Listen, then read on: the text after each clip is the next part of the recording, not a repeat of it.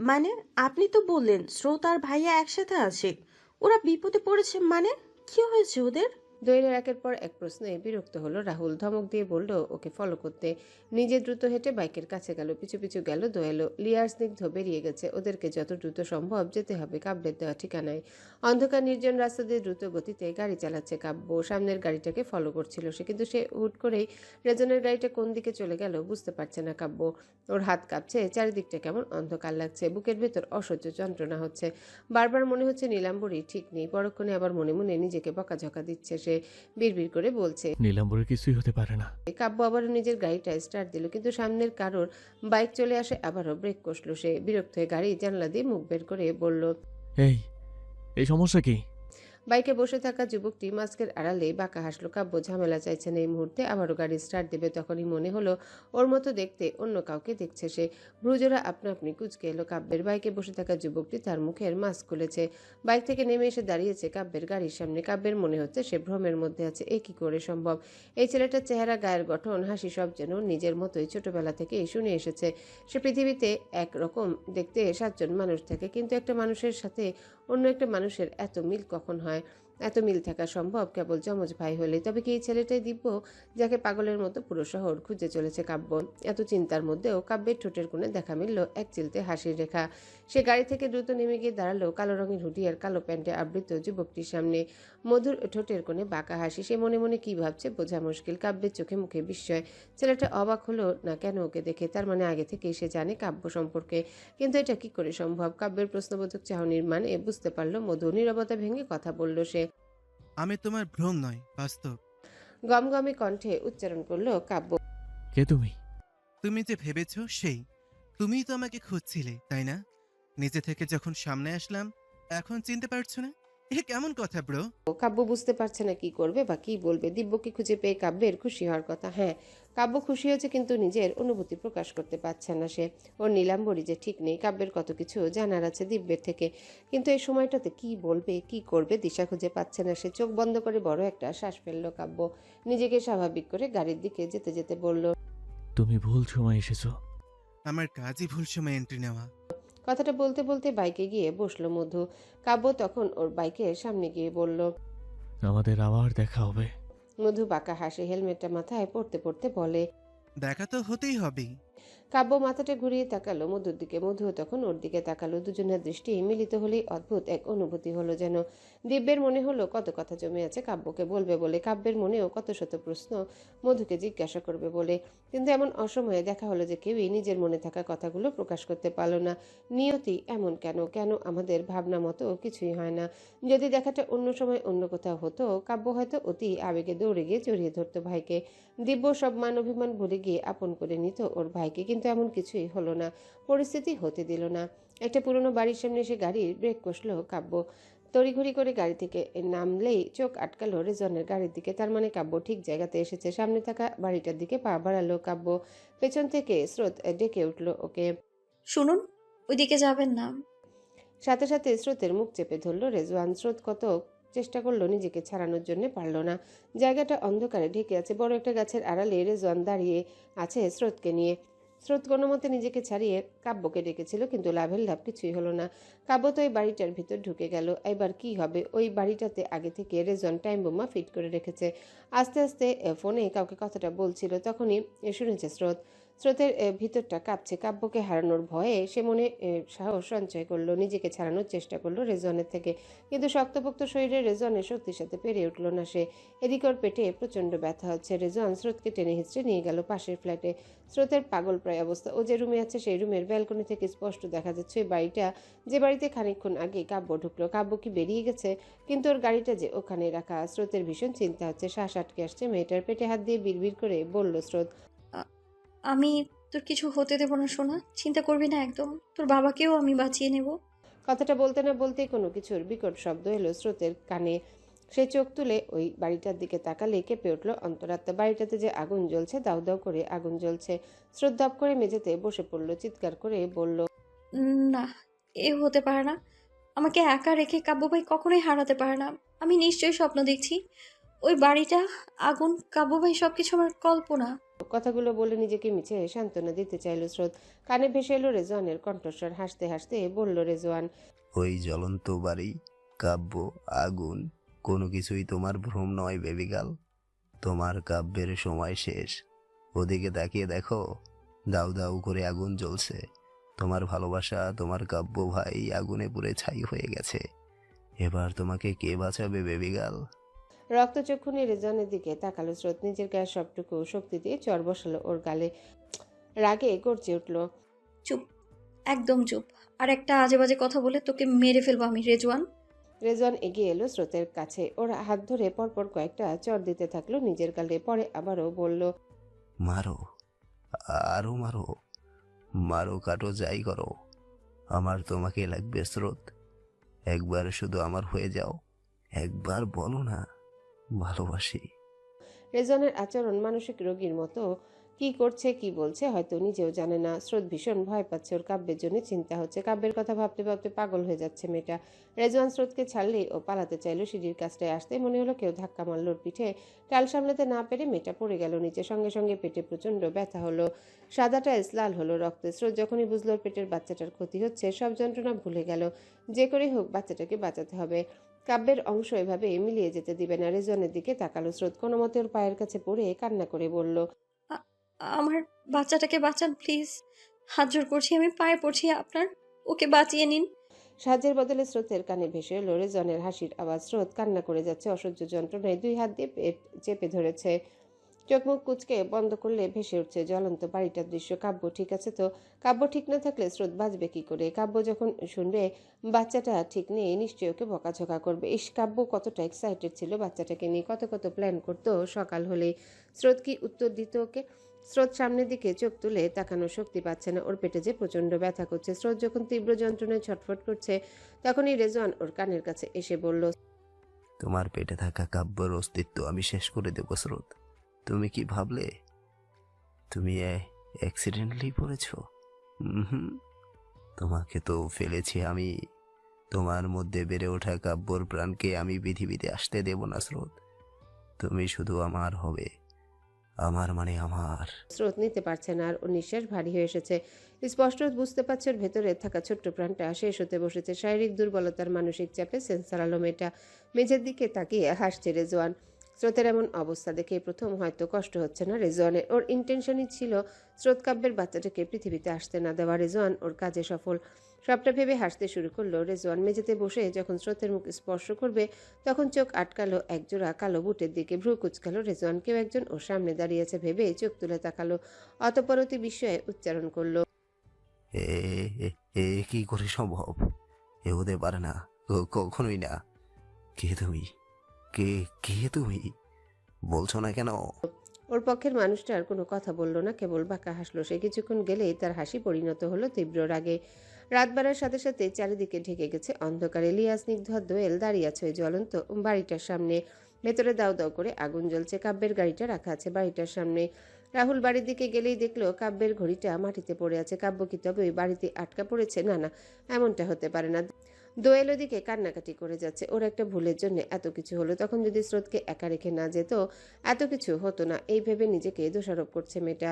রাহুলের মাথায় যেন আকাশ ভেঙে পড়েছে। ওর হাত পা কাঁপছে। অতিরিক্ত চিন্তা আর কান্নার কারণে চোখ মুখ কেমন লাল হয়ে গেছে। ওর ভাবনা যদি সত্যি হয় তাহলে তো কাব্যকে ফিরে পাওয়া সম্ভব। রাহুল ছুটে যাচ্ছিল বাড়িটার দিকে। স্নিগ্ধ লিয়া ওর হাত ধরে আটকে বলল, কিসের কি, পাগল হয়েছিস? কাব্য আছে ওখানে, আমাকে যেতে হবে, ওকে বাঁচাতে হবে। ভালো করে তাকিয়ে দেখ, ওইখানে গেলে তুই নিজেই বেঁচে থাকবি। কিন্তু কাব্যকে ছেড়ে আমরা বাঁচবো কি করে? আমরা না সবাইকে কথা দিয়েছিলাম মৃত্যুর আগে পর্যন্ত একে অপরের বন্ধু হয়েই থাকবো। তোরা কি ভুলে গেছিস সব? লিয়া আর স্নিগ্ধ কি বলবে বুঝলো না। ওদের কষ্ট কম হচ্ছে না, কিন্তু রাহুলকে কি করে ঠেলে দিবে বিপদের মুখে। বাড়ির ভেতরে থাকা জিনিসপত্র সব হয়তো এত সময় পুড়ে ছাই হয়ে গেছে। সাথে কাব্য। চারিপাশটা পর্যবেক্ষণ করলো। রাহুল বিড়বিড় করে বলল, না না, কাব্যের কিছুই হতে পারে না। ও ঠিক ফিরে আসবে। ও হয়তো অন্য কোথাও গিয়েছে, তাই না বল? স্নিগ্ধ আর লিয়া দুজনাই চোখের পানি মুছলো, মাথা নেড়ে সম্মতি জানালো রাহুলের কথায়। কিন্তু রাহুল না দেখলো ওরা কাব্যকে এই বাড়িটার ভিতর ঢুকতে দেখেছে, আর তারপরই এত বড় একটা ব্লাস্ট। ইস, ওদের ভাবনা যদি ভুল হতো, ওদের চোখের দেখা যদি ভুল হতো, কি যেন ভেবে অদ্ভুত এক টানে রাহুল, লিয়া, স্নিগ্ধ তিনজনই ছুটে গেল বাড়িটার দিকে। কিন্তু অনেক দেরি হয়ে গেল। বাড়িটা যে পুরোপুরি ছাই হয়ে গেছে, পরিণত হয়েছে ধ্বংসস্তূপে। সবকিছুর মাঝখানে দোয়েলের মাথায় এলো, স্রোত কোথায়? মেয়েটা ঠিক আছে তো? দোয়েল এখানে আসার আগে উপায় না পেয়ে সুনহারাকে জানিয়েছিল সবটা। কাব্যের বন্ধুরা যদিও পুলিশকে নিয়ে এসেছে, তবুও দোয়েলের মাথায় তখন সুনহারার নামই এসেছিল। ওরা তো ভালো বন্ধু, তাই বিপদের সময় ওকে স্মরণ করলো দোয়েল। আর পেল সময় মতো মেয়েটা এখানে এসে উপস্থিত হয়েছে। দোয়েলকে সাথে করে নিয়ে সুনহারা পা বাড়ালো রেজওয়ানের ওই ফ্ল্যাটের দিকে। পুলিশ সদস্যরা দোয়েল পুরো ফ্ল্যাট খুঁজে যাচ্ছে স্রোতকে। এদিকে সুনহারা আস্তে আস্তে হেঁটে একটা অন্ধকার রুম পর্যন্ত এসে পৌঁছালো। অন্ধকার রুমে আলো জ্বলে উঠলে পরিচিত কাউকে চোখের সামনে দেখে সুনহারা বিব্রত হলো। নিজেকে সামলে নিয়ে যখনই পা বাড়ালো ওর থেকে কিছু দূরে দাঁড়িয়ে থাকা যুবকটির কাছে যাবে বলে, তখনই দেখলো ভয়ঙ্কর এক দৃশ্য। মেয়েটা যেন আকাশ থেকে পড়ল। পুরো রুমে চোখ বুলিয়ে মেঝের দিকে তাকালে কয়েক পা পিছিয়ে গেল সে। রক্তাক্ত অবস্থায় মেঝেতে পড়ে আছে রেজওয়ান। ওর গায়ে থাকা সাদা শার্ট আর মেঝের সাদা টাইলস রক্তে ভিজে লাল হয়ে গেছে। লোকটাকে কেউ নৃশংসভাবে কুপিয়েছে। বুকের বাঁ পাশটায় জঘন্য ক্ষত, মনে হচ্ছে হৃৎপিণ্ড উগড়ে নেওয়া হয়েছে। হ্যাঁ, এমনটাই হয়েছে। রেজওয়ানের হৃৎপিণ্ড উগড়ে নেওয়া হয়েছে। দুই ঠোঁটের মাঝখানে সেলাই করা, চোখগুলোর অবস্থা খারাপ, মনে হচ্ছে ধারালো কিছু দিয়ে আঘাত করা হয়েছে। রক্ত লেগে আছে পুরো মুখে ও শরীরে। কেউ যেন তার সবটুকুই রাগ উগড়ে দিয়েছে ওই লোকটার উপর। এতক্ষণে যে রেজওয়ান শেষ নিঃশ্বাস ত্যাগ করেছে তা ওর প্রাণহীন শরীর দেখেই বুঝে নিল সুনহারা। কিন্তু কে করলো এসব? সুনহারা বিস্তৃত দৃষ্টিতে পেছনে তাকালো। ওর অতি পরিচিত সেই যুবকটি হাতে একটা রক্তে মাখানো ধারালো ছুরি নিয়ে দাঁড়িয়ে আছে ওখানেই। রেজওয়ানের লাশের দিকে তাকিয়ে বাঁকা হাসছে সে। সুনহারার চোখে ঘৃণা জন্মালো মানুষের প্রতি। একটা মানুষ অন্য একটা মানুষকে তো খারাপভাবে মারতে পারে, সামনাসামনি না দেখলে বুঝতো না সে। অপরাধী প্রমাণ সবই তোর সামনে, তাহলে এত কিছু কেন ভাবছে? সুনহারা বাক্য ব্যয় করার আগেই লোকটি ওর দিকে তাকিয়ে গম্ভীর কণ্ঠে বলল, তুমি ঠিক, আমি মেরেছি ওকে। এই নর্দমার কিড আমাকে বড্ড জ্বালাতন করছিল, তাই একেবারে প্রাণে মেরে দিয়েছি। রাগে ঘেন্নায় সুনহারা উচ্চারণ করলো, ছি! যুবকটি হাসল, অতঃপর নিজের হাত বাড়িয়ে বলে, arrest me, miss Sunera Siddiqui. Tanu, কোথায় তুই? অফিস থেকে ফিরে অন্য কোনো দিকে তাকায়নি ধ্রুব। সোজা চলে এসেছে বেডরুমে। খানিকক্ষণ আগে দীপ্ত ওকে কল দিয়ে জানালো তাহিয়ার শরীর খারাপ। তখন থেকে ধ্রুবের ভেতরটায় অশান্তি শুরু হয়েছে। কোনো কাজে মন টিকছিল না, তাই কাজ ফেলে সোজা বাড়িতে চলে এসেছে। কিন্তু রুমে এসে মহারানীর দেখা মিলল না। কোথায় আছে কে জানে। ধ্রুব আবারও ডাকলো তাহিয়াকে। তানু, শুনছিস আমার কথা? কোথায় তুই? ধ্রুবের ডাকাডাকিতে আধা ভেজে অবস্থাতে ওয়াশরুম থেকে বেরিয়ে এলো তাহিয়া। কোমরে হাত চেপে বলল, আমি এখানে আছি ধ্রুব, হারিয়ে যাইনি। ধ্রুব ভ্রু কুচকে তাকালো তাহিয়ার দিকে। শার্টের বুকের দিকের বোতামগুলো খুলতে খুলতে এগিয়ে গেল ওর কাছে। চোখে মুখে রাগ নিয়ে বলল, তোর খুব হারিয়ে যাওয়ার শখ, তাই না? তাহিয়া ঘুরিয়ে তাকালো ওয়াশরুমের দিকে। যেতে যেতে বলল, হুম। ধ্রুব খপ করে ধরে নিল তাহিয়ার হাত। মেয়েটা ওর দিকে রেগে তাকাতেই বলল, কি বললি? আমি শুনিনি, আবার বল। তাহিয়া বেশ বুঝতে পারছে ধ্রুব রেগে গেছে ওর কথায়, অথচ তাহিয়া ওকে রাগানোর জন্য কথাটা বলেনি। তবে আপাতত সাহেবের রাগ ভাঙাতে হবে, নইলে তাহিয়ার কপালে দুঃখ আছে। এই ভেবে ধ্রুবের গলা জড়িয়ে ধরল মেয়েটা।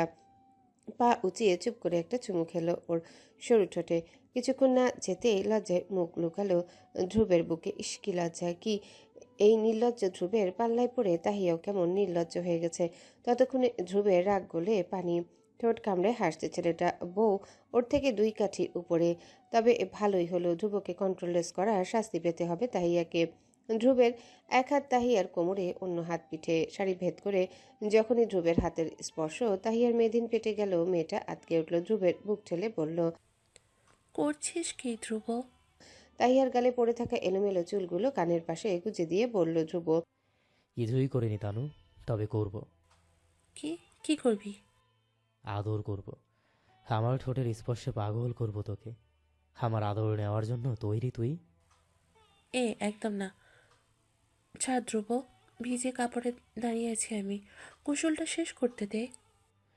হুম, ছাড়বো না। আর এত তাড়া কিসের? একসাথে গোসল করব। ভিজে কাপড় থাকতে সমস্যা হচ্ছে তো। চল, আমি চেঞ্জ করে দিচ্ছি। কথাটা বলে তাহিয়াকে কোলে তুলে নিল ধ্রুব। মেয়েটা ছটফট করছে নিজেকে ধ্রুবের থেকে ছাড়ানোর জন্যে, কিন্তু ধ্রুব যে ঠিক করে নিয়েছে, যাই হয়ে যাক তাহিয়াকে সে ছাড়বে না। তাহিয়ার শরীরটা সত্যিই খারাপ ছিল, ভাবলো অসুস্থতার দোহাই দিলে ধ্রুব ওকে ছাড়বে, কিন্তু ধ্রুব পুরোপুরি বেসামাল হয়েছে আজ। তাহিয়ার কোনো বারণ শুনল না সে, মেয়েটাকে মিশিয়ে নিল নিজের সাথে। সময়ের সাথে এর সাথে গাঢ় হলো ধ্রুবের ছোঁয়া, লাগাম ছাড়ালো ওর ঠোঁটের স্পর্শ। ধ্রুবের আচরণে মেয়েটা পাগল প্রায় অবস্থা। অবশেষে তাহিয়াও সায় জানাতে বাধ্য হলো ধ্রুবের ভালোবাসার ডাকে। দিনটা বর্ষণমুখর, সকাল থেকে বৃষ্টি হচ্ছিল।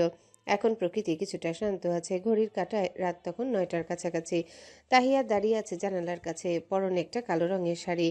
শাড়িটা পুরোপুরি এলোমেলো, দেখেই বোঝা যাচ্ছে কোনো মতে জড়িয়েছে কেবল। দরজায় খট করে আওয়াজ হতেই তাহিয়া মাথা ঘুরিয়ে সেদিকে তাকালো। ধ্রুব এসেছে। গায়ের ছাইরঙা টি শার্টে দারুণ লাগছে ওকে। হালকা বৃষ্টি, তাই চুলগুলো কিছুটা ভিজে কপালের সাথে লেপ্টে আছে। দরজাটা বন্ধ করে ধ্রুব এগিয়ে এলো তাহিয়ার কাছে। তাহিয়াকে নিয়ে বিছানার কাছে গেল সে। কথাবার্তা কিছু না বলে বিছানায় বসে 2 হাত দিয়ে আঁকড়ে ধরল মেয়েটার কোমর। তাহিয়া মুচকি হাসলো। ধ্রুবের পাগলামির কারণ বুঝলো সে। শাড়ির আঁচল দিয়ে সুন্দর করে মুছে দিল ধ্রুবের মাথার চুল। তাহিয়ার পেটের দিক থেকে কাপড় সরে যাওয়ায় দৃশ্যমান হলো ফর্সা মেয়েধিন পেট। ধ্রুব ওদিকটায় এক দৃষ্টিতে তাকিয়ে বলল, তানু, হুম। এখানটায় চুমু খেতে ইচ্ছে করছে, একটা চুমু খাই? তাহিয়ার শরীরে অদ্ভুত এক শিহরণ বয়ে গেল। খামচে ধরল ধ্রুবের মাথার এলোমেলো চুল। এত সুন্দর আবদারে সে না করবে কি করে? তাহিয়া উপর নিচ মাথা নাড়ালো। ধ্রুব সাথে সাথে গভীর চুম্বন আঁকলো প্রেয়সীর উদরে। শক্ত করে 2 হাত দিয়ে জড়িয়ে ধরল ওকে। তাহিয়াকে নিজের কোলে বসালো ধ্রুব। আবারও উন্মাদের মতো আচরণ শুরু করলো, কিন্তু কি যেন ভেবে নিজেকে নিয়ন্ত্রণ করলো সে। তাহিয়াকে বিছানায় শুইয়ে দিয়ে ব্ল্যাঙ্কেট দিয়ে ঢেকে দিল শরীর। হাতে থাকা ঔষধের প্যাকেট বেডসাইড টেবিলে রেখে ওকে খেয়ে নিতে বলল। চারিদিকে অন্ধকার কেটে গিয়ে সূচনা হয়েছে নতুন সকালের। তাহিয়ার ঘুম ভাঙতে লক্ষ্য করলো ধ্রুব রুমে নেই। ওর কি উঠতে বেশি দেরি হয়ে গেল? ধ্রুব নিশ্চয়ই অফিসে চলে গেছে। মেয়েটা উঠে শাওয়ার নিতে চলে গেল। ফিরে এসে দেখলো বিছানার উপরে কিছু একটা রাখা। এগিয়ে এলে চোখ দুটো প্রশান্তিতে ভরে উঠল ওর। নীল রঙের একটা সুন্দর জামদানি শাড়ি, যার উপরে সোনালি রঙের কারুকাজ করা, সাথে ম্যাচিং চুড়ি, কতগুলো চকলেট আর বেলি ফুলের গাজরা রাখা। তাহিয়া খেয়াল করলো একটা চিরকুটও আছে। চিরকুটটা হাতে নিয়ে চোখের সামনে মেলে ধরতে দেখলো তাতে গুটি গুটি অক্ষরে লেখা, দ্রুত নিচে আসুন ম্যাডাম, অপেক্ষা করছি। আজ আপনার সাথে একান্ত সময় কাটানোর ইচ্ছে হয়েছে ভীষণ, আসবেন তো? তাহিয়ার অধর কোণে ফুটে উঠল হাসির রেখা। সময় ব্যয় করলো না সে। দ্রুত শাড়ি চুড়িগুলো পরে রেডি হয়ে নিল। মুখে হালকা প্রসাধনীর ছোঁয়াও দিল। সময়ের অভাবে বেলি ফুলের গাজরাটা আর মাথায় দেওয়া হলো না। হাতে নিয়ে বেরিয়ে গেল রুম থেকে। নিচে সাবরিনা বেগম আর বাকিরা ছিলেন। ওনারা সবাই জানেন তাহিয়া ধ্রুবের সাথেই যাচ্ছে, আর কাউকে কিছু বলার প্রয়োজন পড়ল না। আজকে বৃষ্টি নেই, চারিদিকটা সতেজ সবুজ আর কত স্নিগ্ধ লাগছে।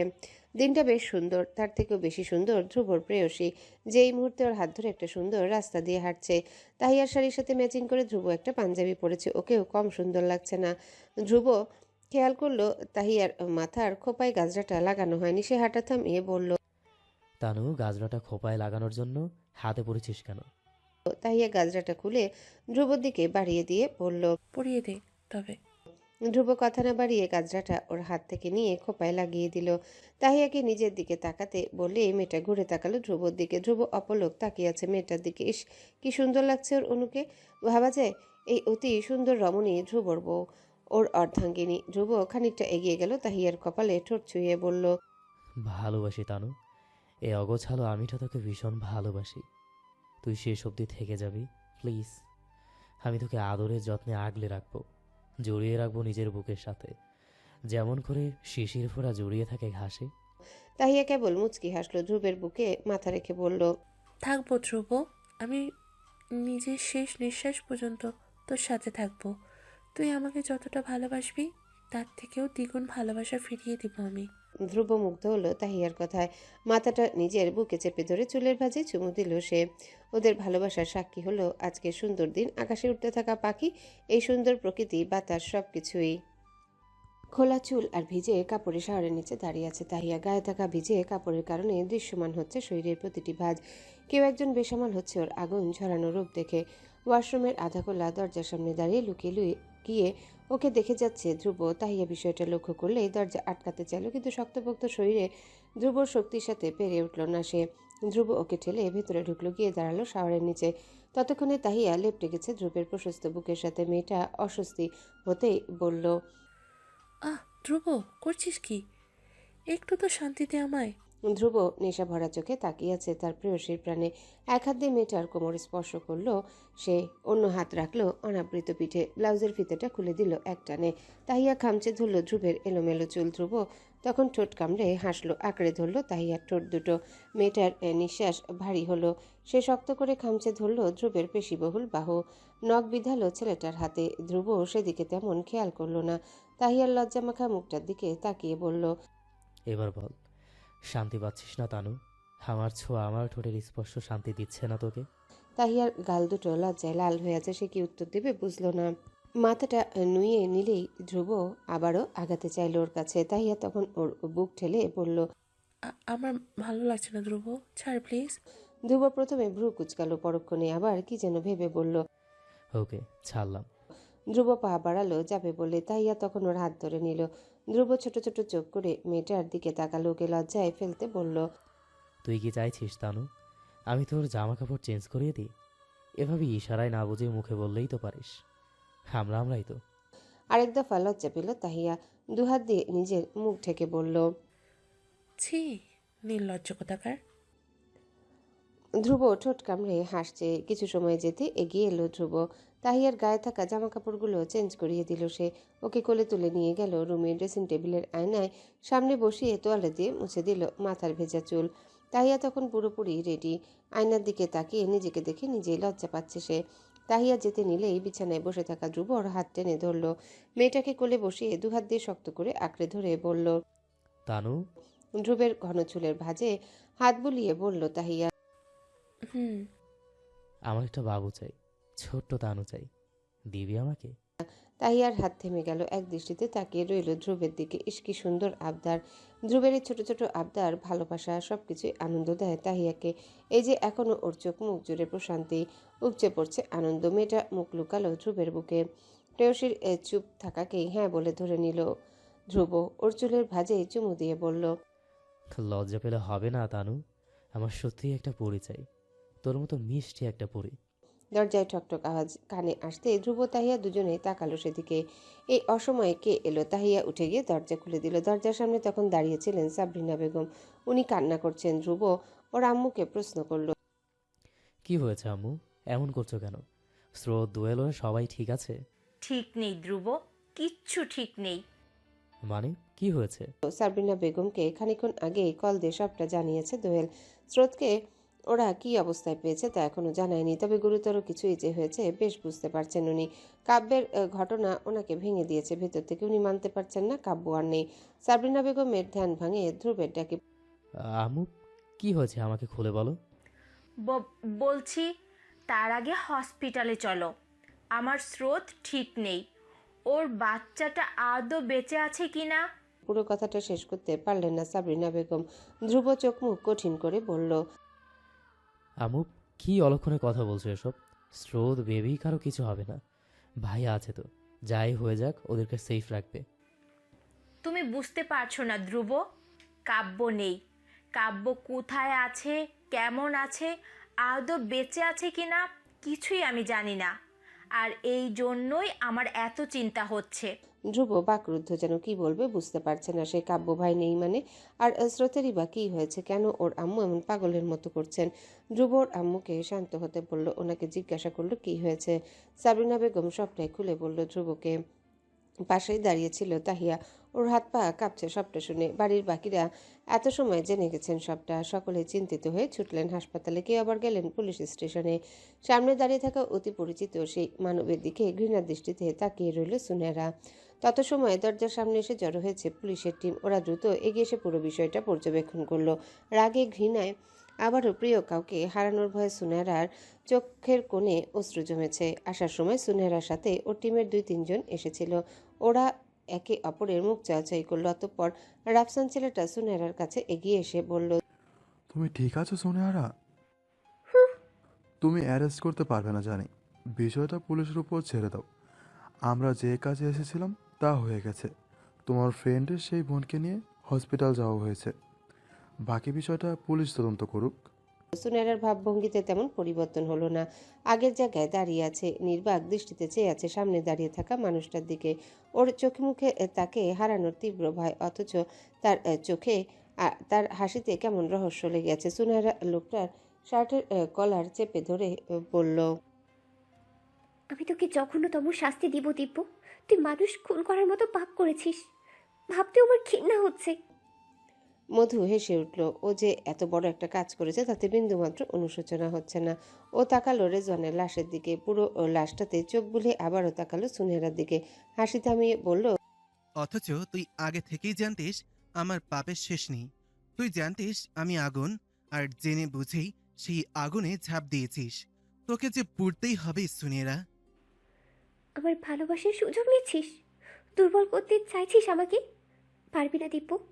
তোকে ভালোবাসার ব্যাপারে আমি যতটা নরম, কাজের ক্ষেত্রে তার থেকে বেশি কঠিন। তুই অন্যায় করেছিস, আর শাস্তিও পাবি। সুনয়রা ছেড়ে দিল মধুকে। পুলিশ অফিসারের দিকে চোখ রেখে বলল, ইন্সপেক্টর, অ্যারেস্ট হিম। মধু হাত উঁচিয়ে থামিয়ে দিল লোকগুলোকে। সে নিজেই হেঁটে গিয়ে পুলিশের গাড়িতে বসলো। যেতে যেতে আর চোখে সুনয়রার দিকে তাকিয়ে বলল, আমাকে আটকানোর মতন জেলখানা এই পৃথিবীতে এখনো তৈরি হয়নি সুনেরা। তবে তুই আমাকে আটকাতে চাইলে অন্য কথা। তুই যদি প্রতিদ্বন্দ্বী হোস, আমি নির্দ্বিধায় হেরে যেতে রাজি আছি। কথাগুলো এখনো সুনয়রার কানে বাজছেও, মানতে পারছে না এসব মধু করেছে। রেজওয়ানের লাশটাকে নিয়ে যাচ্ছিল পুলিশের লোকেরা। সুনয়রা তখন খেয়াল করল ওর বুকের ক্ষত। মধু তো লেফট হ্যান্ডেড, আর ক্ষতটা রেজওয়ানের বুকের রাইট সাইডে। কিন্তু মধু ছাড়া তো ওখানে অন্য কেউ ছিল না। তাহলে রেজওয়ানকে মারল কে? অবশ্যই কোনো না কোনো প্রমাণ থাকবে। এই ভেবে সুনয়রা ছুটে গেল ওই জায়গাটিতে, কিন্তু কোনো প্রমাণই যে খুঁজে পেল না। যা পেল সবটাই মধুর বিরুদ্ধে। সুনয়রা মেঝেতে বসে পড়ল, মাথাটা ইট পাথরের তৈরি দেয়ালের সাথে এলিয়ে দিয়ে বলল, সবটাই যে তোর বিরুদ্ধে। আমি তোকে কি করে বাঁচাবো দিব্য? এমনটা তো আমি চাইছি না, কখনোই চাইনি। Sunehra, are you okay? রাফসানের ডাকে ধ্যান ভাঙল সুনয়রা। সে নিজেকে স্বাভাবিক করে প্রশ্ন করল, স্রোত, স্রোত মেয়েটার কি খবর? ওর ফ্যামিলি মেম্বাররা ওকে নিয়ে হসপিটালে গেল। আমাদেরও এখান থেকে যাওয়া উচিত। হুম। সুনয়রা আর কথা বাড়ালো না। সে সময় ব্যয় না করে চলে গেল। পুলিশের লোকেরা রয়ে গেল ওখানে। পাশের বাড়িটাতে আগুন লাগায় বিষয়টা তদন্ত করবে তারা। স্রোতকে হাসপাতালে নিয়ে আসা হয়েছে বেশ অনেকক্ষণ। ইতিমধ্যেই বাড়ির সকল সদস্য এসে উপস্থিত হয়েছে সেখানে। সকলের চোখ মুখ লাল হয়ে আছে কান্নার কারণে। একদিকে মাহতাব সাহেবের অবস্থার অবনতি হচ্ছে আর অন্যদিকে কাব্যের কোনো খোঁজ নেই। সে বেঁচে আছে কিনা এও জানে না কেউ। স্রোতের বাচ্চাটা আর নেই, সে পৃথিবীতে আসার আগে শেষ হয়ে গেছে। বাচ্চাটার আগমনী বার্তায় যেন খুশি নেমে এসেছিল বাড়িতে। কাব্যসহ বাড়ির বাকিরা দিনে 24 ঘন্টায় নজরে নজরে রাখত স্রোতকে। কত কিছু ভেবেছিল ওরা বাড়ির নতুন সদস্যকে নিয়ে, অথচ সেই পৃথিবীতে আসার আগেই সবটা তছনছ হয়ে গেল। সাবরিনা বেগম ভাবতে পারছেন না এত কিছু রেজওয়ান করেছে। উনি নিজ হাতে শেষ করলেন মেয়েটার জীবন। রেজওয়ান এতটা উগ্র জানলে উনি কখনোই রেজওয়ানের সাথে ওর বিয়ে ঠিক করতেন না। কিন্তু আগের কথা ভেবে কি হবে? স্রোতকে বাঁচাতে হবে, এই অসময়ে ওর পাশে থাকতে হবে। উনি শুধু ভাবছেন সেন্স ফিরলে স্রোত যখন জানবে ওর বাচ্চাটা নেই কেমন অনুভূতি হবে মেয়েটার। খুব বেশি কান্না করবে নাকি পাথর হয়ে যাবে শোকে? হাসপাতালের কেবিন থেকে ডক্টর বের হলেন। সাবরিনা বেগম দৌড়ে গিয়ে জিজ্ঞাসা করলেন, পেশেন্ট কেমন আছে ডক্টর? ভালো নেই, মাত্র অতিরিক্ত ব্লিডিং হয়েছে, বাঁচার আশা নেই। ওনার শরীর আর মানসিক অবস্থা খুব খারাপ। একবার জ্ঞান ফিরেছিল, কী সব বলে কান্নাকাটি করেছিলেন। তারপর ইঞ্জেকশন দিয়ে ঘুম পাড়ানো হলো।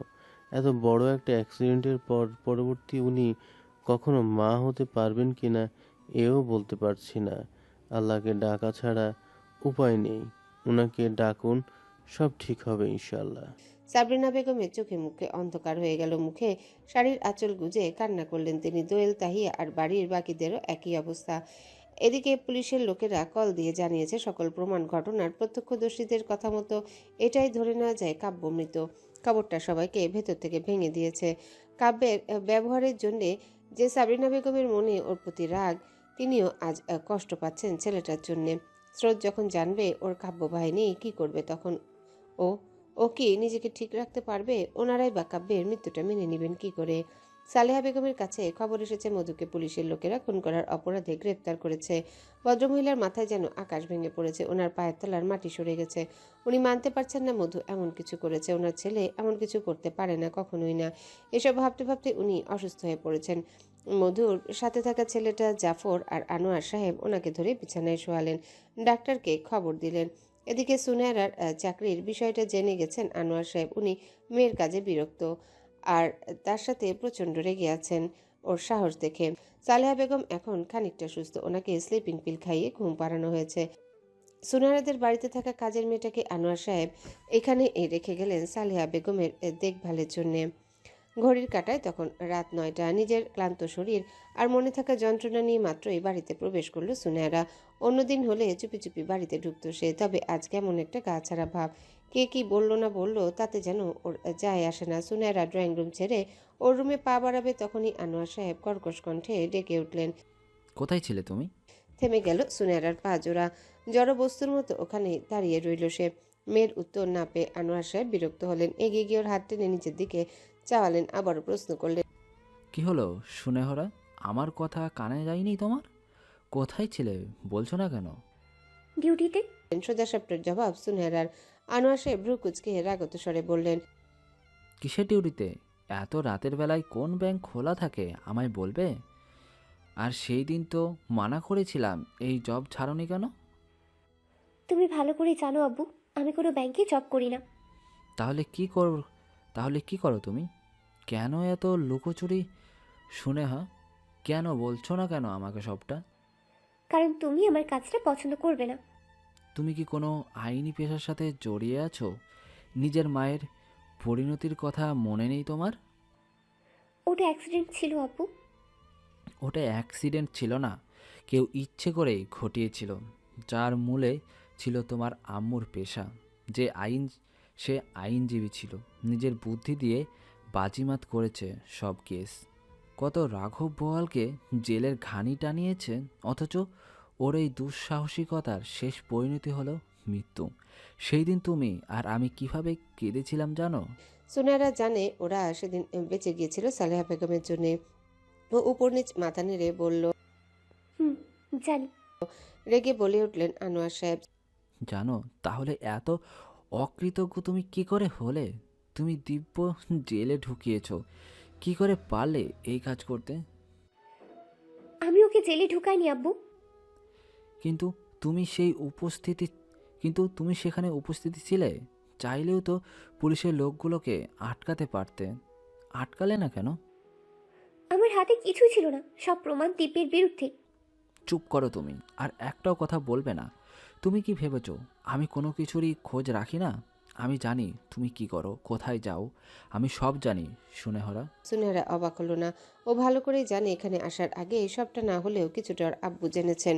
সুনেহারা চাইলো বলেই উনি জানতে পারলেন, নইলে কখনোই জানতে পারতেন না। সুনেহারার আর ভালো লাগছিল না এই লুকোচুরি, তাই নিজে থেকে ধরা দিল সে। মেয়ের উত্তর না পেয়ে আবারও বললেন আনোয়ার সাহেব, আমিও দেখব তুমি কত দূর যেতে পারো।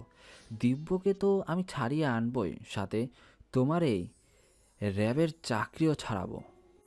আমি চাকরি ছাড়বো না আব্বু। আমি কত কষ্টে এই জায়গায় এসেছি তা জানলেই তুমি কখনো এই কথাটা বলতে না।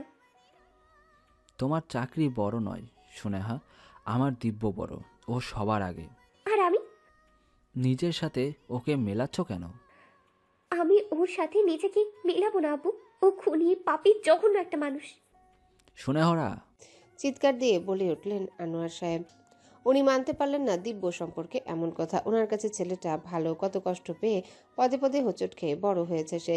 এত বাস্তবতার মাঝেও সে কখনোই এই বৃদ্ধ লোকটির খবর নিতে ভুলে না। সেই ছেলে সম্পর্কে এমন কথা উনি সহ্য করবেন কি করে? বাবার এমন রাগের মুখে সুনেহারা বোধহয় এই প্রথমবার পড়ল। সুনেহারা আর কথা বাড়ালো না, প্রমাণ করতে চাইল না দিব্য কেমন। নিজের ধারণা ভুল প্রমাণ হলে ওর আব্বু যে কষ্ট পাবেন। হসপিটালের বেডে শুয়ে আছে স্রোত। ওর কানে বাজছে রেজওয়ানের বলা কথাগুলো, চোখের সামনে ভাসছে তখনকার দৃশ্য। ওই বাড়িতে কাব্যের প্রবেশ, তারপরই বোম ব্লাস্ট, আর তখন দাউ দাউ করে জ্বলতে থাকা আগুন, আর বাকি সব যেন স্রোতের চোখের সামনে ভাসছে। ওই স্পষ্ট দেখছে কাব্য আগুনের মাঝখানে দাঁড়িয়েছে, স্রোতকে বারবার বারণ করছে ওর কাছে যেতে, বলছে বেবির ক্ষতি হবে, কিন্তু স্রোত কাব্যের কথা না মেনে ওকে বাঁচাবে বলে এগিয়ে যাচ্ছিল। ঠিক তখনই কোনো কিছুর সাথে হোঁচট খেয়ে মেয়েটা পড়ে গেল মাটিতে। প্রচণ্ড যন্ত্রণা হলো ওর পেটে। আশা করলো কাব্য ওকে বাঁচাবে, ওই বাড়িটা থেকে বেরিয়ে এসে ওর হাত টেনে মাটি থেকে তুলবে, কিন্তু এমন কিছুই হলো না। স্রোতের চোখের সামনের প্রিয় পুরুষ ওর কাব্য ভাই জ্বলে পুড়ে ছাই হয়ে গেল। স্রোত শত চেষ্টা করেও বাঁচাতে পারল না কাব্যকে। আর না বাঁচাতে পারল ওর পেটে বেড়ে ওঠা কাব্যরা অংশকে। স্রোত চিৎকার দিয়ে উঠে বসলো। মেয়েটা ঘেমে জুবুথুবু হয়ে আছে, চেহারায় আতঙ্ক। হসপিটালের করিডোরে স্রোতের কেবিনের ঠিক সামনেই দাঁড়িয়েছিলেন বাড়ির সকলে।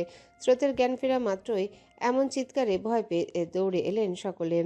ধ্রুব দাঁড়িয়ে রইল দরজার সামনে। সাবরিনা বেগম এগিয়ে এলেন, স্রোতকে বুকে টেনে বললেন, কি হয়েছে মা আমার? ঠিক আছো তুমি? কোথায় কষ্ট হচ্ছে ফুপিকে বলো। স্রোত কান্না করছে প্রচণ্ড ভয়ে, শরীর কাঁপছে মেয়েটার। স্রোত ও পেটে হাত চেপে ধরল। মাথায় আসলো ওর বাচ্চাটা কি তবে নেই? ও বাঁচাতে পারেনি বেবিকে। কাব্য ফিরলে কি জবাব দিবে স্রোত? ওর যে মানতে কষ্ট হচ্ছে বেবিটা নেই। স্রোত শব্দ করে কেঁদে উঠল, কাপা হাতে দুটো দিয়ে আঁকড়ে ধরল ফুপিকে। ওনার মুখ পানে তাকালো সে, ক্রন্দনরত অবস্থাতেই বলল, আমার বাচ্চাটা আর নেই তাই না? আমি বাঁচাতে পারিনি ওকে। ছি, কেমন মা আমি।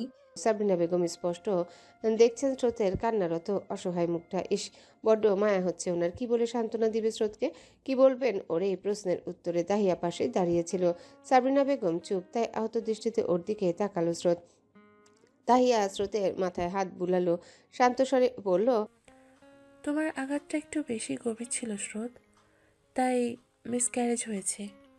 তাহিয়া ওর পুরো কথা শেষ করার আগে স্রোত বলল, আমার আমার আমার কাব্য ভাই, উনি কোথায়? উনিও হারিয়ে গেছেন তাই না? উনি চলে গেছেন আমায় ছেড়ে। কোথায় গেলেন বলো তো? তাহিয়া চুপ করে রইল। লিয়া আর দোয়েল দাঁড়িয়ে আছে একপাশে। লিয়া অঝরে কান্না করে যাচ্ছে এখনো। এদিকে দোয়েলের চোখ মুখ লাল হয়ে আছে অতিরিক্ত কান্নায়। এই মুহূর্তে সে স্বাভাবিক, ওকে ভেঙে পড়লে চলবে না। স্রোতকে যে সামলাতে হবে এই ভেবে স্রোতের কাছটায় গেল দোয়েল। ওর হাত দুটো ধরে বলল, শান্ত হ স্রোত, ভাইয়ের কিছু হয়নি, ভাইয়া ঠিক ফিরে আসবে। কখন কখন ফিরবেন? আমার না ভীষণ কষ্ট হচ্ছে জানো। বুকের ভেতরটা উথাল পাতাল শুরু হয়েছে, আমার দম বন্ধ লাগছে। ওনাকে আসতে বলো, এক্ষুনি আসতে বলো ওনাকে। স্রোতকে সামলানো দায়। এগুলো মানুষের মাঝখানে ওর চোখ দুটো কেবল কাব্যকে খুঁজছে। মেয়েটার গা পুড়ছে জ্বরে, শরীর আর পেটের অসহ্য ব্যথায় মরে যেতে ইচ্ছা করছে, তবুও সে ঠায় বসে আছে। ফুপিকে জড়িয়ে ধরে কান্না করে ভাসাচ্ছে, বারবার বলছে কাব্যকে এনে দিতে। সকলে যে নিরুপায়, কাব্যকে ওনারা আনবেন কোথা থেকে? স্রোতের পাগল প্রায় অবস্থা। সকলে ভাবভঙ্গি দেখে ও ও যা বোঝার বুঝে গিয়েছে। কাব্য কি তবে সত্যি সত্যি হারিয়ে গেল? স্রোত কি করে বাঁচবে কাব্যকে ছাড়া? ওই আগুনের উত্তাপ কাব্য সহ্য করলো কি করে? ওর খুব কষ্ট হয়েছে না, তাই না? স্রোতের চোখের সামনে বারবার সেই করুণ দৃশ্যটা ভেসে উঠছে। আচ্ছা, যদি এমন হতো সবটাই স্রোতের দুঃস্বপ্ন? কর্নেল রাশেদ, সুনেরা আর রাফসান এসেছে পুলিশ স্টেশনে। ওরা কথা বলতে চায় মধুর সাথে। সুনেরা জানে না কর্নেল রাশেদ তাকে এখানে কেন নিয়ে এলেন। মেয়েটার মাথা ঠিক নেই। এর মধ্যেই কর্নেল রাশেদের কথাবার্তায় ওর খুব বিরক্ত হচ্ছে। নেহাতে সিনিয়র, তাই কিছু বলছে না। যদি ওনার জায়গায় রাফসান হতো তাহলে এতক্ষণে মেরে হসপিটালে পাঠিয়ে দিত। হাত নিষ্পিস করছে লোকটাকে মারার জন্যে। হাতটা সামলে রেখেছে চাকরি যাওয়ার ভয়। পুলিশের ইন্সপেক্টর আবু বকর সাহেব এগিয়ে এলেন ওনাদের কাছে। কর্নেল রাশেদ জিজ্ঞাসা করলেন, মুখ খুলেছে? হুম, তার মুখ খোলানো সহজ নয়। তুমি জানলে অবাক হবে। এই বছরে তার লোককে একাধিকবার গ্রেপ্তার করা হয়েছে, কিন্তু প্রয়োজনীয় প্রমাণ আর ওর উপর পক্ষের চাপের জন্য প্রতিবারই ছাড়া পেয়ে গেছে। ওর হাত কিন্তু অনেক লম্বা। আমি বুঝতে পারছি না এবার কেন সবটা এতটা ইজিলি হয়ে গেল। গ্রেপ্তার তো করা হলো, তবে ওকে আটকে রাখা খুবই চ্যালেঞ্জিং। চ্যালেঞ্জিং ছিল, তবে এখন আর নয়। আমাদের কাছে প্রয়োজনীয় প্রমাণ আছে। প্রমাণ কি? তোমার অফিসার তাকে নিজ হাতে খুন করতে দেখেছে? কর্নেল রাশেদ তাকালেন সুনেরার দিকে, আশা করলেন মেয়েটি হ্যাঁ সূচক উত্তর দিবে। সুনেরা বুঝলো ওনার চাহনির মানে। মনে মনে ভাবলো এই লোকটার দিব্যর প্রতি এত রাগ কেন? কেন উনি উঠে পড়ে লেগেছেন ওর পতন ঘটাতে? সুনেরা হ্যাঁ বা না কিছুই বলল না। মেয়েটা চুপচাপ দাঁড়িয়ে রইল আগের মতে। কর্নেল রাশেদ তখন বললেন, তোমাদের কাছে মুখ না খুললেও ওর মুখ খোলানোর হাতিয়ার আমার কাছে আছে। সুনেরা ভ্রু কুচকে তাকালো লোকটার দিকে। আবু বকর সাহেব কতগুলো ফাইল এনে রাখলেন টেবিলে। সুনেরা সবগুলোতে চোখ বুলালো। এই অবধি মধুর নামে করা একাধিক কেসের তথ্য আছে এগুলোতে। সুনেরা খুব একটা অবাক হলো না। এগুলো দেখে সবটা বুঝে শুনেই সুনেরাকে ভেতরে যাওয়ার পারমিশন দিলেন আবু বকর সাহেব। মেয়েটি এক প্রকার বাধ্য হয়ে দিব্যকে ইন্টারোগেট করতে ভেতরে গেল। রাফসান সাথে যেতে চাইলে সুনেরা ওকে মানা করলো। ইন্সপেক্টর আবু বকর বললেন, সাবধান ম্যাডাম, এই যে গ্যাংস্টার, সব রকম অনৈতিক কাজের হেড সে। এমনকি সিরিয়াল কিলারও। এই অবধি কতগুলো মানুষ ওনার হাতে খুন হয়েছে তা গণনা করা মুশকিল। কর্নেল সাহেব হেসে উঠলেন। ইন্সপেক্টরকে বললেন, নো টেনশন, ওই গ্যাংস্টার মাফিয়া বস সিরিয়াল কিলার যাই বলো না কেন, সে এখানেই এন্ট্রার। সুনারার মেজাজ খারাপ হলেও সে নিজেকে সংযত রাখলো। একটা চাকরি বাঁচাতে আর নিজের দায়িত্ব পালন করতে কত কি করতে হচ্ছে ওকে। অন্ধকার জেলখানা ঠিক মাঝখানে একটা ছোট্ট টেবিল, দুই পাশে দুটো চেয়ার রাখা। ভাবলেশীনভাবে একটা চেয়ারে বসে আছে মধু।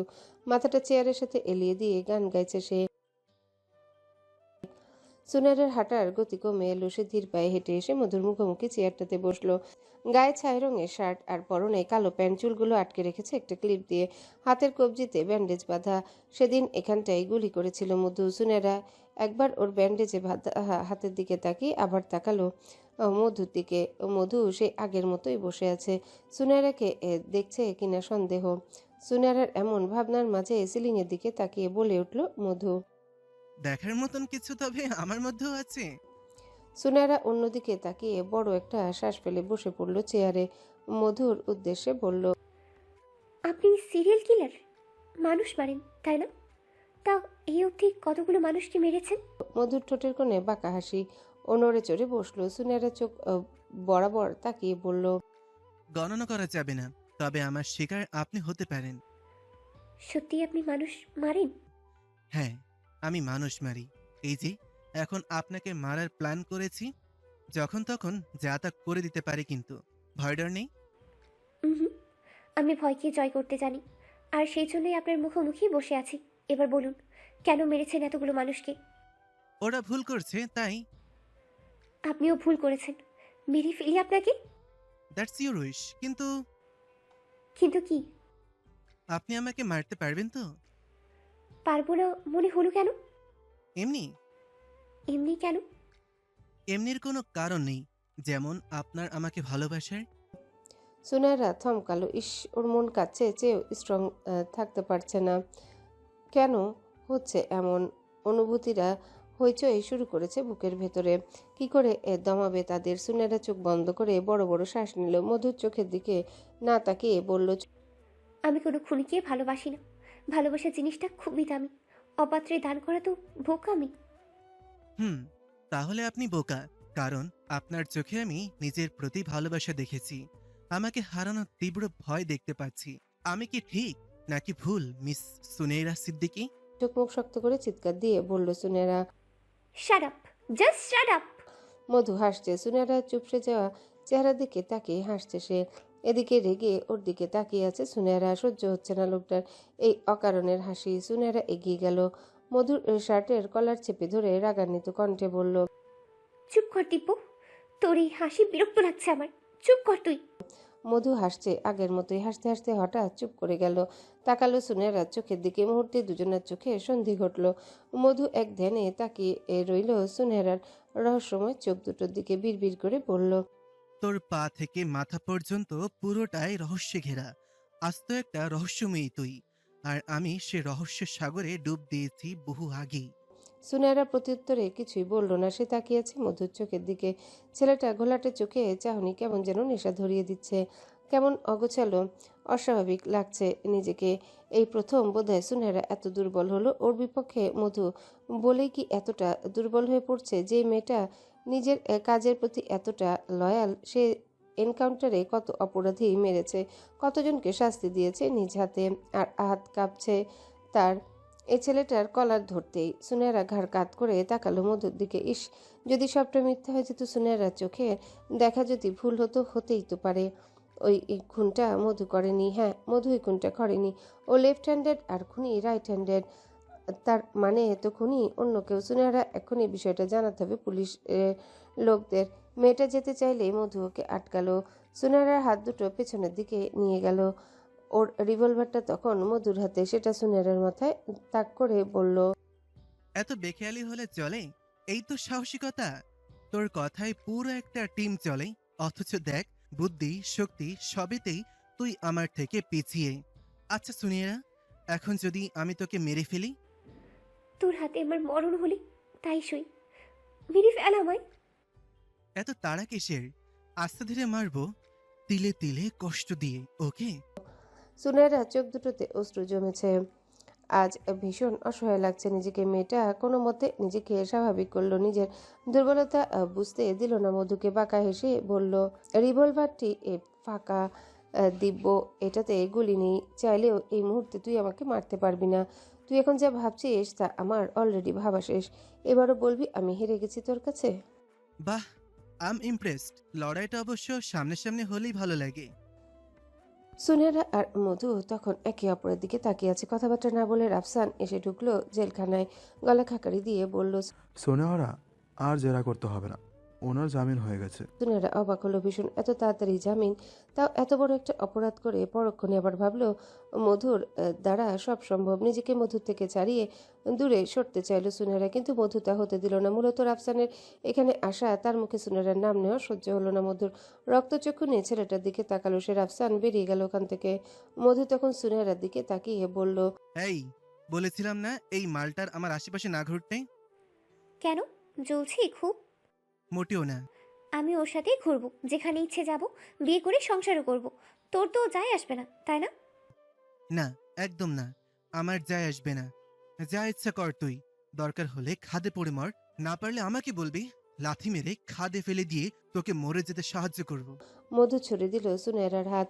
সুনেরা আর 1 মিনিটও দেরি করলো না, দ্রুত চলে গেল মধুর সামনে থেকে। বেরোতে ওর আব্বুর সাথে দেখা হলো। লোকটা ঘৃণা ভরা চোখে তাকালেন সুনেরার দিকে। ওর আহত দৃষ্টি বড্ড কষ্ট দিল ওনাকে। সাথে সাথে দৃষ্টি সরালেন অন্যদিকে।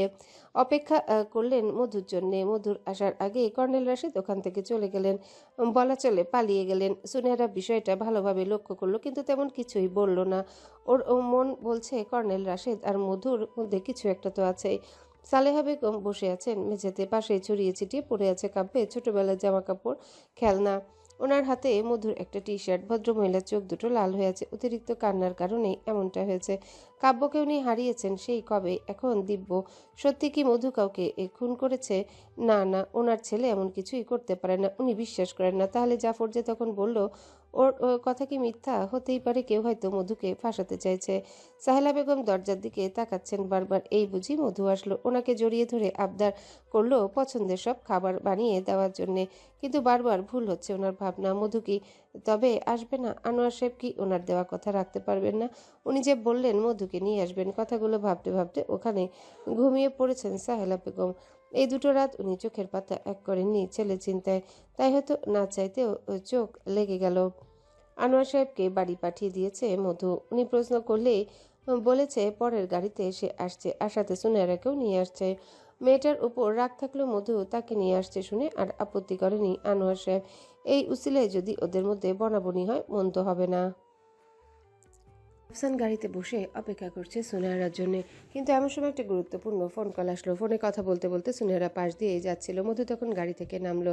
সুনেহারা কিছু বুঝে ওঠার আগে কেমিক্যাল জাতীয় কিছু দিয়ে অজ্ঞান করলো ওকে। গাড়িতে উঠিয়ে ড্রাইভারকে বলল গাড়িটা স্টার্ট দিতে। আরণ্যক ম্যানশন পুরোপুরি শান্ত, কারোর মুখে কোনো কথা নেই। যে যার রুমে বসে আছেন। খাওয়া দাওয়া থেকে শুরু করে কোনো কিছুতেই কারোর কোনো হেলদোল নেই। থাকবেই বাকি করে এই বাড়ির মধ্যমণি আরণ্যক। কাব্য সে যে আর নেই। খানিকক্ষণ আগে ধ্রুব পুলিশ স্টেশন থেকে ফিরল। সাবরিনা বেগম সহ বাকিরা জিজ্ঞাসা করলেন ওনারা কি জানিয়েছেন। ধ্রুব মুখে বলতে পারছিল না কিছুই। ওর গলায় দলা পাকিয়ে আসছিল, কথাগুলো কোনোভাবে বলতে পারছিল না। ওনারা জানিয়েছেন কাব্য আর নেই। কাব্যের বন্ধুরা তখন সবটা বলল। সকলে যেন স্তব্ধ সবটা শুনে। লিয়া স্নিগ্ধ স্পষ্ট দেখেছে কাব্যকে ওই বাড়িতে ঢুকতে, তারপর কাব্য বের হয়নি। আর তার কিছুক্ষণের মধ্যে এত বড় একটা ব্লাস্ট। ওরা যদি ধরেও নেয় ওটা কাব্য ছিল না ছিল অন্য কেউ, তাহলে কাব্য কোথায় গেল? ওরা ভুল হলেও স্রোত নিশ্চয়ই ভুল নয়। স্রোত নিজেই তো কাব্যকে বাড়িটাতে প্রবেশ করতে দেখেছে। স্রোতকে বাড়িতে নিয়ে আসা হলেও রুমের বাইরে পা রাখেনি সে। স্যালাইন, ঔষধ এগুলোই উপরে আছে। সেন্স ফিল্ডে কান্নাকাটি করছে আর কাব্যকে খুঁজছে। তাহিয়া তখন বাধ্য হয়ে ইঞ্জেকশন দিয়ে ঘুম পাড়াচ্ছে ওকে। ইস, সারাক্ষণ হাসি খুশি থাকা মেয়েটার কি অবস্থা! এই 2 দিনেই চুল চেহারা সবকিছু কেমন পাল্টে গেছে। খাওয়া দাওয়া করেনি বললেই চলে। দেয়ালে টাঙানো কাব্যের বড় একটা ছবি। ছবিটাতে ওর হাতে গিটার। কাব্যের পুরা রুমটা সুন্দর মতো গোছগাছ করা। একপাশে রাখা টেবিলে আঁকিবুকি বিভিন্ন জিনিস আর আর্টবোর্ড। রাহুলরা তাকিয়ে আছে সেই ছবিটার দিকে। পুরো রুমে চোখ বুলালো ওরা। দেয়ালে টাঙানো কাব্যের আঁকা কত সুন্দর সুন্দর এক একটা ছবি। সোফায় পড়ে আছে কাব্যের প্রিয় গিটারটা। রাহুল ধীর পায়ে হেঁটে গিয়ে গিটারটা হাতে তুলে নিল। ওটা বুকে জড়িয়ে বলল, ফিরে আয় কাব্য, আমি জানি তোর কিচ্ছু হয়নি, কিচ্ছু হতে পারে না। আমাদের একা রেখে তুই কোথাও যেতে পারিস না। একবার ফিরে আয় না ভাই। আর জ্বালাবো না তোকে। আমি, লিয়া, স্নিগ্ধ আমরা সবাই আমেরিকা চলে যাব। তুই এখানেই থাকবি। আমরা তোকে বিরক্ত করব না, তোর রোমান্সে বাধা দিব না, আর না তোর টাকা উড়াবো। রাহুল আরও কত কিছু বলে যাচ্ছে। লিয়া আর স্নিগ্ধ দূর থেকে এই বিষয়টা লক্ষ্য করে কাছে এলো, রাহুলের কাঁধে হাত দিয়ে বলল, রাহুল শান্ত হ। কি বকছিস পাগলের মতো? কাব্য শুনতে পাচ্ছে না তোর কথা। রাহুল থমকালো, ভ্রু কুচকে তাকালো বন্ধুদের দিকে, বলল, চুপ, ওর কিচ্ছু হয়নি। বুঝতে পেরেছিস তোরা? কাব্য ফিরে আসবে, ঠিক ফিরে আসবে। কিন্তু কিভাবে? পৃথিবীর সবকিছু মিথ্যা হলেও মৃত্যু চিরসত্য রাহুল। আমাদের এটা মেনে নিতে হবে। কাব্য আর নেই, আমাদের বন্ধুকে আমরা হারিয়ে ফেলেছি। উফ, রাহুলের বিরক্ত লাগছে লিয়ার কথা। ইচ্ছে করছে জ্ঞানী জ্ঞানী কথাগুলো বলার জন্য এক্ষুনি কষে একটা থাপ্পড় মারতে ওর গালে। রাহুল চোখ বন্ধ করে শ্বাস ফেলল, নিজেকে শান্ত করে বলল, দেখ, ওই ছেলেটা হয়তো অন্য কেউ হতেই পারে। ওটা রেজওয়ানের ড্রাইভার, কারণ কাব্যের গাড়ির পাশেই তো রেজওয়ানের গাড়িটা রাখা ছিল। আর তোরা তো ছেলেটার মুখ দেখিসনি। কিন্তু কাব্যকে আমরা চিনি, ওর পেছন দেখে চেনা তো কিছুই নাই। ও হাজারটা মানুষের মাঝখানে থাকলে ওকে আমরা চিনবো। ওই ছেলেটা কাব্যই ছিল। তোদের সমস্যা কি? কেন প্রমাণ করতে চাইছিস কাব্য নেই? তুই কেন প্রমাণ করতে চাইছিস ও বেঁচে আছে? এমনই যদি হতো তাহলে কি একবারও আমাদের সাথে দেখা করতো না? রাহুল প্রচণ্ড বিরক্ত। লিয়া আর স্নিগ্ধের কথা ওর ভালো লাগছে না। যে যাই বলুক, যাই দেখুক, রাহুলের মন বলছে কাব্য ফিরবে, ওকে ফিরতেই হবে। এতগুলো মানুষকে কষ্টের সাগরে ভাসিয়ে দিয়ে ও হারিয়ে যেতে পারে না। একবার যদি রাহুল জানতে পারতো কাব্য ঠিক কোথায় আছে, জবের সাথে লড়াই করে হলেও ওকে নিয়ে আসতো, ওর প্রাণের বিনিময়ে হলেও কাব্যকে ফিরিয়ে আনতো। সুনেরার জ্ঞান ফিরতেই নিজেকে এক অচেনা অজানা জায়গায় আবিষ্কার করলো সে। চারিদিকে চোখ বুলালেই দেখলো রুমটা সুন্দর করে সাজানো গোছানো। থাই গ্লাসের জানালায় সুন্দর করে পর্দা টাঙানো, দেয়ালে আছে কত রকমের দামি দামি ছবি, কাঠের ব্যালকনি, আর সেখানে রাখা সুন্দর একটা দোলনা। সুনেরা মেঝেতে পা রাখতেই বেডসাইড টেবিলে রাখা শপিং ব্যাগটা চোখে পড়ল। কাছে যেতে দেখলো ওটাতে সুন্দর করে একটা শাড়ি রাখা। মনে প্রশ্ন জাগলো, মেয়েটা শাড়িটা কার? ওর জন্যে কি রাখা এটা? সুনেরার অবচেতন মন বলল শাড়িটাকে ওর জন্যে রেখে গেছে। এমনিতেই পরনে জামাটা নষ্ট হয়ে গেছে, সারাদিন এক কাপড়ে থাকতে কেমন একটা অস্বস্তি হচ্ছে। সুনেরা ওয়াশরুমে চলে গেল, সাথে নিল ব্যাগে থাকা স্লিভলেস ব্লাউজ আর সুন্দর শাড়িটা। লম্বা একটা শাওয়ার নিয়ে বেরোলো সুনেরা। পরনের শাড়িটা কোনো রকমে জড়িয়ে রেখেছে গায়ের সাথে। মেয়েটা শাড়ি পরেনি কখনো, তাই এমন হলো। তবে ব্যাপার না, সামলে নিবে। বেশি কিছু ভাবলো না সে। গিয়ে দাঁড়ালো ব্যালকনিতে। ওখান থেকে স্পষ্ট দেখা যাচ্ছে দূরের জঙ্গল, পাহাড় আর সুন্দর ঝর্ণা। কত সুন্দর স্নিগ্ধ বাতাস বইছে প্রকৃতিতে। সুনেরার মনটা মুহূর্তেই যেন ফুরফুরে হয়ে গেল। কিছুক্ষণ যেতে কেউ একজন এসে ওকে পেছন থেকে জড়িয়ে ধরলো, তার থুতনি সুনেরার কাঁধে। মেয়েটা পিছু ফিরে না তাকে বুঝে নিল মানুষটাকে। এই ছোঁয়া, শ্বাস, পারফিউমের স্মেল সব যে ওর পরিচিত। সুনেরা ওভাবে দাঁড়িয়ে থেকেই বলল, তোর কি চাই দিব্য? কেন নিয়ে এসেছিস এখানে? মারবি আমাকে? মারবো তো, আমার ভালোবাসার তীব্রতায় মারবো তোকে। আমার ভালোবাসা পাওয়ার খুব শখ তোর, তাই না? আজ তোকে ভালোবাসবো, গভীরভাবে ভালোবাসবো, এতটাই ভালোবাসবো যে তুই সব ভুলে শুধু আমাকেই চাইবি। মধুর কথাগুলো কেমন যেন শোনাচ্ছে, মনে হচ্ছে এক্ষুনি মদ খেয়ে এসেছে। ওর মুখ থেকে অ্যালকোহলের উটকো গন্ধ বেরোচ্ছে। হাতের ছোঁয়া কি বিচ্ছিরি। ছি, সুনেরার ঘেন্না হচ্ছে এবার। মধুকে ধাক্কা দিল, সেখানে একটা পিছিয়ে গেল মধু। সুনেরা রেগে বলল, তোর এমন বিচ্ছিরি ভালোবাসা আমার চাই না। কিন্তু আমার চাই, তোর ভালোবাসা না পেলেও তোকে চাই। না। মধুর কথার ইঙ্গিত বুঝতে পেরে রেগে বলল সুনেরা। দীপু! সুনেরা চর বসালো মধুর গালে। ছেলেটা সেদিকে পাত্তা দিল না, বিভোর হয়ে তাকিয়ে রয়েছে সামনে দাঁড়িয়ে থাকা রমণীর দিকে। মেয়েটার আবেদনময়ী শরীর, কাপা ঠোঁট সব যেন কাছে ডাকছে মধুকেও। নিজেকে সামলাতে পারছে না কোনো মতে, নিয়ন্ত্রণে আনতে পারছে না নিজের অনুভূতি। জোর করে পাশে থাকা ছোট্ট বেতের সোফাটায় সুনেরাকে বসালো মধু। ওর পুরো শরীরের ঘ্রাণ নিল সে। মেয়েটার কানের নিচে চুমু দিয়ে পড়ল, আই নিড ইউ। আমি নিয়ন্ত্রণ হারিয়েছি, সামলে নে প্লিজ, আমার হয়ে যাস। সুনেরা বিরক্ত চরম পর্যায়ে। এবার রাগে ঘেন্নায় মেয়েটার মুখ সরালো অন্যদিকে। পাশে থাকা একটা শক্তপোক্ত ফুলদানি হাতে নিল মধুর মাথায় আঘাত করবে বলে, কিন্তু কি যেন ভেবে আঘাত করলো না সে। বিরক্তি ভরা কণ্ঠে বলল, তুই কি চাইছিস দিব্য? তোকে চাইছে সুনেরা, আমার তোকে ভীষণ প্রয়োজন। আমার দিকে তাকা, আমার চোখের দিকে তাকা, দেখ আমার নেশা হয়েছে। এই নেশার নাম তুই, সুনেরা সিদ্দিকী। আমার যে তোকে চাই, গভীরভাবে চাই, নিজের করে চাই। তুই আমার হবি প্লিজ। আজকের দিনটা আমার হয়ে জানা। ইস কি সুন্দর আবদার, কত মায়া মিশে আছে এই চাউনিতে। কিছুক্ষণ আগের গম্ভীর মধু কিছু সময়ের ব্যবধানে কতটা নরম হয়ে গেছে। সুনেহরা যে আজ ইচ্ছে করছে ওর প্রিয় পুরুষটার বুকের সাথে মিশে যেতে, বড্ড ইচ্ছে করছে তার ভালোবাসা পেতে। কিন্তু এই যে অন্যায়, ওরা অবিবাহিত। কথাটা সুনেহরার মাথায় আসতে ও দুহাত দিয়ে মধুর বুকে ধাক্কা দিয়ে বলল, ছি দীপু, কি বলছিস এসব? মাথা ঠিক আছে তোর? মধুর চোখ দুটো লাল হয়ে আছে, আগুনের ন্যায় লাল। সে এদিক সেদিক তাকালো, টেবিলের উপরে থাকা ফুলদানি ছুঁড়ে ফেললো মেঝেতে, রেগে বলল, উফ, বলছি না আমার মাথা ঠিক নেই। আমার তোকে চাই, তোকে পেলে সব ঠিক হয়ে যাবে, ঠিক হতে বাধ্য। মধু এগিয়ে গেল সুনেহরার কাছে। মেয়েটা কোমরে 2 হাত দিয়ে কাছে আনলো ওকে, ওর গলায় মুখ গুজলো। আবারও সুনেহরার গায়ে থাকা শাড়িটা পুরোপুরি এলোমেলো। মধু একবার চোখ বুলালো ওর শরীরে, শাড়িটা পুরোপুরি খুলে ফেলতে উদ্যত হতে আবারও চর পড়লো ওর গালে। চটটা মেরেছে সুনেহরার আগে, বলে উঠল সে, ছি, নষ্ট একটা, ঘৃণা লাগছে আমার। আমার তোকে চাই, চাই মানে চাই, এক্ষুনি চাই। I want to physically, mentally, in every way. আহ দীপু, বিয়ে হয়নি আমাদের, পাপ করছিস তুই। শান্ত হলো মধু, পুরোপুরি শান্ত। ঝড়ের পরে প্রকৃতি যতটা শান্ত হয় ঠিক ততটাই শান্ত। মধু উঠে বসলো বিছানায়, 2 হাত দিয়ে মাথার চুলগুলো খামচে ধরে বলল, ছি, কি করলাম আমি? কি ভুল করছিলাম এক্ষুনি? এত বড় ভুলের জন্য আমার তো মরে যাওয়া উচিত। সত্যি তোর মরে যাওয়া উচিত। লজ্জা থাকলে ছাদ থেকে লাফ দিয়ে এক্ষুনি মরে যা। কথাটা বলেই রুমে চলে গেল সুনেহরা। মধু ওর যাওয়ার পানে তাকিয়ে বলল, পাষাণ মহিলা। সময়টা সন্ধ্যার শেষ ভাগ, চারিদিকে আলো কেটে গিয়ে নামতে শুরু করেছে অন্ধকার। কিছুক্ষণ পরে রাতের এই অন্ধকারে ঢেকে যাবে প্রকৃতি, জনমানব শূন্য হয়ে পড়বে রাস্তাঘাট। এমন একটা সময় হসপিটালে এসেছে মধু।